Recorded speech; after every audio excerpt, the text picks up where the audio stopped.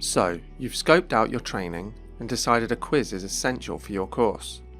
In this video, we'll look at how to set up a new quiz in the system.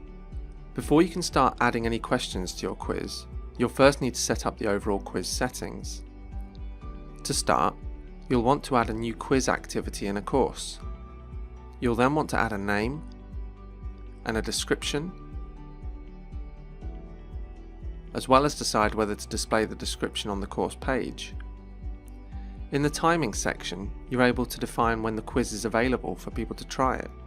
You can also set a date and time by which learners must have completed the quiz by.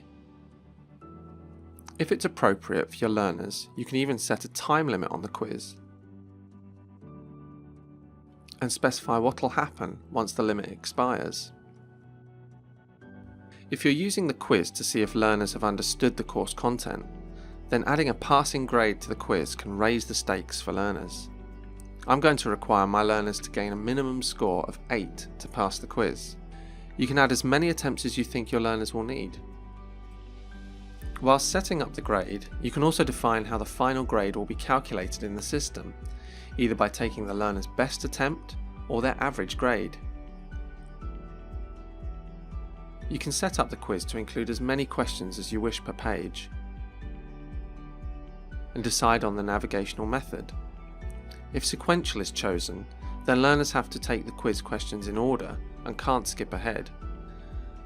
An important part of setting up the quiz is deciding how the questions will behave. Shuffling within questions means that when there are multiple answers, these will be randomly ordered so that learners are thinking about the information and not the order the answers appear in. If your quiz is low stakes, then you might want to set up immediate feedback, allowing learners to see where they went wrong as soon as they've answered the question.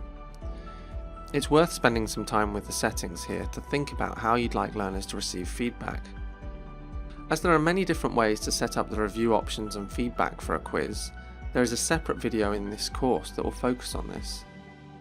In this video, we've looked at some of the main settings when it comes to creating a new quiz. Don't forget to save your changes once you're happy with how you've set your quiz up. Perhaps you'd like to have a go at setting up your own quiz now.